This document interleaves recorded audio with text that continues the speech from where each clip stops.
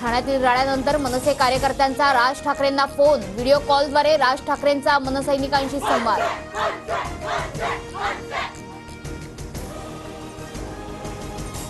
उद्धव ठाकरेंच्या गाडीवरील हल्ल्यानंतर कोल्हापुरात ठाकरे गट आक्रमक. ठाकरे गटाकडून कोल्हापुरातील मनसेच्या शाखा फलकांची तोडफोड.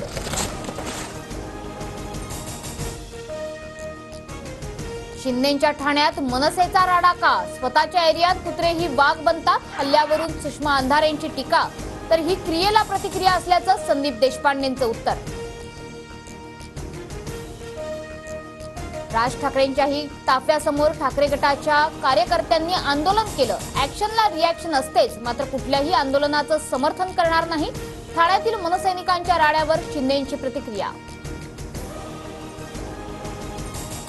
आता जे घडतंय ते महाराष्ट्रात आधी कधीच घडलं नव्हतं. उद्धव आणि राज ठाकरेंच्या ताफ्यावरील हल्ल्यानंतर प्रतिक्रिया.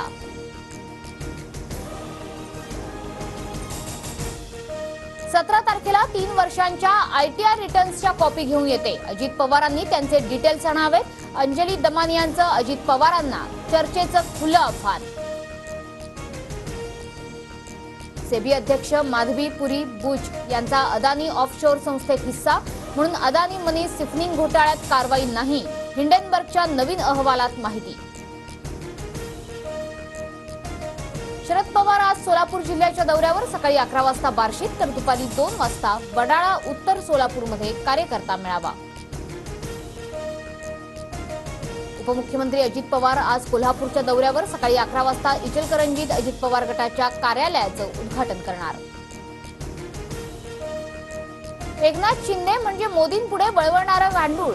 उद्धव ठाकरेंची विखारी टीका. विधानसभेनंतर सर्वांचे मित्रपरिवार बाहेर निघणार. शिंदेंसह फडणवीसांना इशारा. पूर्वी दिल्लीतले मातोश्रीवर यायचे, आता मातोश्रीचं पटांगण सोडून दिल्लीत लोटांगण कोण घालताना दिसतंय. मुख्यमंत्री शिंदेंचा उद्धव ठाकरेंवर पलटवार. सांगलीत आज ओबीसी समाजाच्या मागण्यांसाठी छगन भुजबळांच्या उपस्थितीत एल्गार मेळावा. सर्वपक्षीय ओबीसी नेते मेळाव्यासाठी उपस्थित राहणार. भाजपचं ऐकून मराठ्यांविरोधात षडयंत्र करतायत. राज ठाकरे आणि फडणवीसांना यावेळी मराठ्यांची ताकद कळेल. जरांगेंचा इशारा. मनोज जरांगेंची आज पुण्यामध्ये शांतता रॅली. पुणे शहरातील अनेक रस्ते आज वाहतुकीकरता बंद. मात्र तब्येत खालावल्याने डॉक्टरांकडून जरांगेंना 24 तास विश्रांतीचा सल्ला.